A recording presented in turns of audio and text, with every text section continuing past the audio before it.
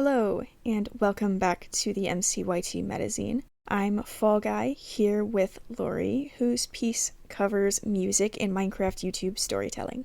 So first of all, I'd like to start off asking, how did you decide what topic you wanted to analyze for this zine? It had been a topic kind of on my mind for a long time before the zine was even announced, and I had rambled to a couple friends about it before, like in the past. And when the Metazine was pitched as a project, it was immediately the first thing on my mind. I had just watched Pentar's YouTube videos with that music use, and I had been analyzing that already. And I was getting myself into a lot of different areas of the community, and I was realizing how extensive and important music was. And I was just like, this just feels like a perfect excuse to to ramble. It absolutely is. I mean, I'd heard some of your rambles before Metazine was a thing, and already you had some great points. Thank you. What would you most like people to take away from your piece?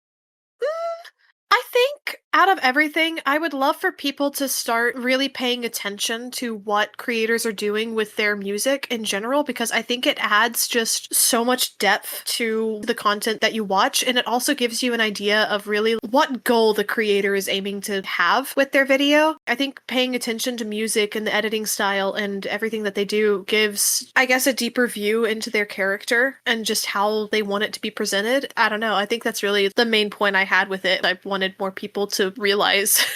Yeah, I mean, a good piece of audio or music isn't always something that someone's going to notice, and in fact, a lot of audio is best when not noticed. So it's nice to have someone bring that to light and focus on that for once. Yeah, I think it's also, growing up, I was always obsessed with soundtrack for films, for TV shows, whatever, video games, whatever I could get my hands on. So I already had that background of, I was listening to soundtrack and I was really paying attention to what the music was doing at certain points in the film or TV show, whatever it was. And with that background, I feel like I always just felt more connected to the media in question. So it's really cool to be able to extend that to MCYT today and get to share about it a little. Yeah, it's definitely nice to bring in. What are you proudest of in this piece? I think I'm very proud of the discussion for Spoke is Here that I was able to bring to light.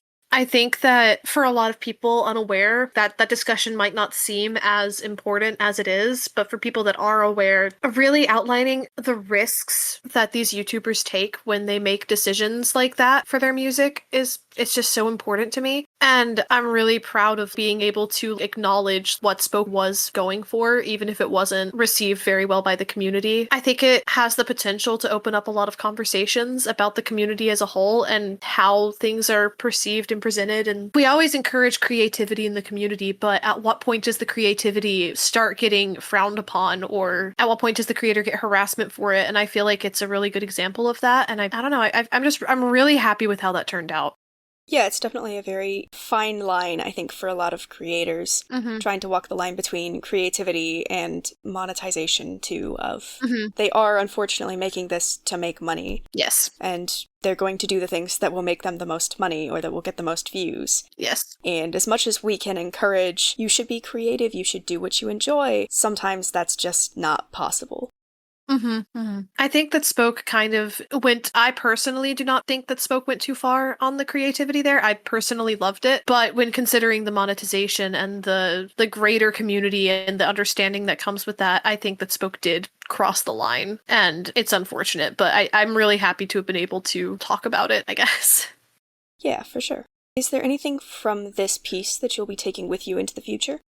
Making the categories for the different types of music is something that I hadn't done before making the essay. So I've noticed this already because I wrote the essay, a little bit back at this point. As I'm watching videos, I have a tendency to automatically, I automatically am able to sort the video in my head. Which is it's kind of nice because that kind of gives me an idea of what the creator is doing, and I think that's something that is very useful. And I think it's also really made me just in general be more considerate of the community as a whole. I feel like I explored so many different sides to the community that I hadn't done previously, and I'm really happy to be able to take that with me, the overarching knowledge I have now. Yeah. Is there anything else from the creative process you'd like to share? Are there any details that you'd like to point out?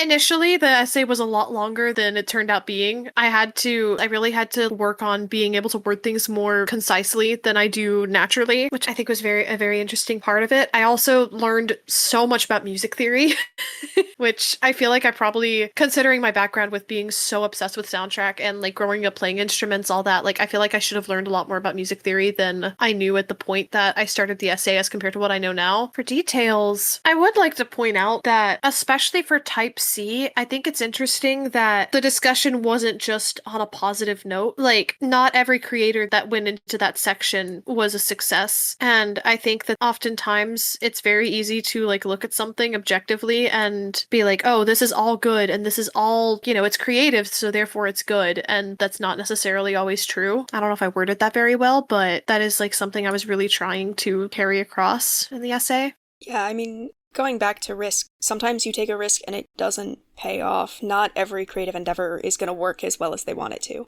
Yeah, and I think initially it's interesting because initially going into the essay, I also kind of had the thought process that like, oh, this is an opportunity for me to talk about these really cool projects and all the super cool, unique directions. But I didn't start the Type C category with the intention to talk about the failure side of it. I initially wrote the essay as more of an analyzation of the different sides, but I didn't really think about the risks of it until the Spoke is Here incident happened. And then I had to really like sit back and reflect on myself and realize that I have a very different perspective when it comes to music and creativity and like that kind of thing. And like I really had to sit back and rethink everything and like relearn really about monetization and why it's so important. And I completely rewrote the Type C category to be able to talk about it like that. And I think it turned out much better for it and like a much more accurate representation of it. I think the acknowledgement of risk makes the essay much more valuable than it was before. Yeah, it adds a certain depth and complexity, I think.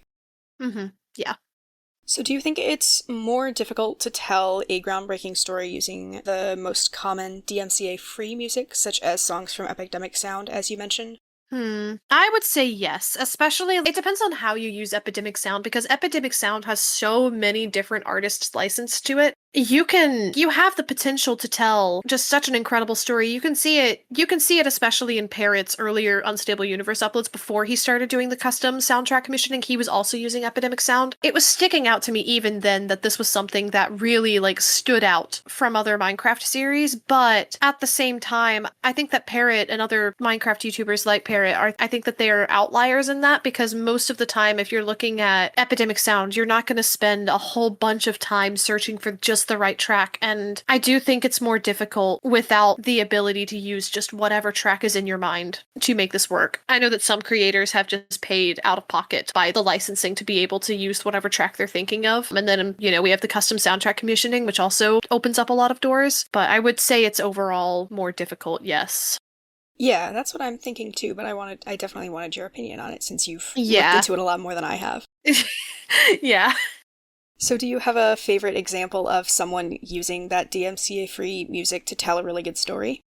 I think that there's a couple I could think of right off the bat. I believe that one example like that's more recent that I saw would be Will, Wyll. Will uses music it's very firmly type B, but I think overall Will has a really good way of using the music to really further whatever narrative he's telling, and I would say he's well on his way to being such a unique storyteller in the space. And I think another person that just absolutely knocked it out of the park with Epidemic Sound and the DMCA free tracks would be Dumb is Dumb. He put out, I think it was a 2.5 hour long recap video of what happened on Infuse SMP Season 2. And even just watching the first minute and a half of that video with keeping the music in mind it's so incredible. It's absolutely incredible. And then it stays like that. It stays at that quality the entire 2.5 hours. And it's breathtaking. It's interesting as well because Dumb put that video out and is also very new to the space. So clicking on that video, I guess coming in with my own biases, I wouldn't expect a creator that is that new to the space to have that level of skill when it comes to picking songs. And Dumb just, to this day, I think, has probably put out just one of my all-time favorite videos for music. I did put it in the playlist.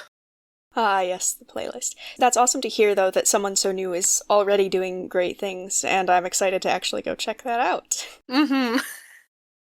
So I know you had a lot more that you wanted to include that eventually had to get cut for the final zine piece.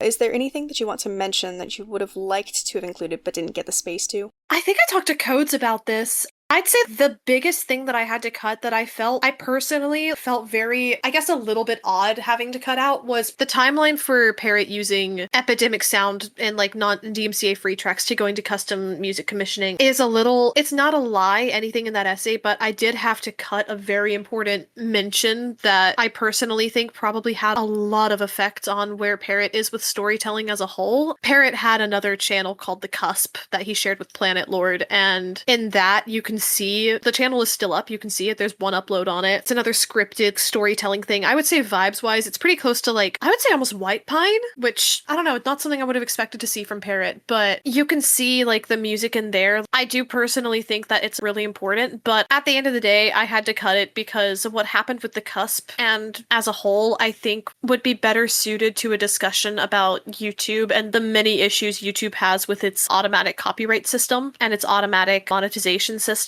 because of what happened to The Cusp was just it was an interesting situation, but I had it in the essay initially, and then I was reading through it and I was like, there's too much happening with The Cusp to properly be able to talk about it in an essay that's supposed to be focusing on music, but I also didn't feel like I could just mention it without all of the issues and things that happened to The Cusp to make it not exist today. I think that was like the biggest thing I had to cut, and then I like felt a little awkward completely leaving it out, and because he didn't use custom soundtrack commissioning in it, I just didn't feel like I had a way to tie it in without going into greater detail. There's a lot of things that I think have been cut from analysis pieces that were just too big to talk about. Yeah. Or would require too much background information. Yeah, I think a discussion of The Cusp would be better suited to some kind of analyzation about the evolving storytelling energy that people have today, because I think the storytelling today in Minecraft YouTube is so different from where it was at, like, I would say like 5 years ago, right? But I also think it's better suited to a discussion about like how difficult it is to be able to do this sort of thing on YouTube, and how often we see creators get, I guess, fucked over by the YouTube algorithm and the YouTube managing system. I think that The Cusp is a really good example of why YouTube needs to have more actual humans reviewing the system. But again, really just not something that I could really talk about, unfortunately. Yeah, that makes sense. But it's very nice to hear about it here, at least. Mm-hmm. Definitely. Well, that's all the questions that I have for you. Do you have any questions for me before we wrap it up? I don't think so. All right. Well, in that case, thank you very much for your time and for answering all of these questions that we've given you. And it's been wonderful working with you. Thank you. You too. You can check out this piece and all the other pieces for the MCYT magazine when it releases. See you then.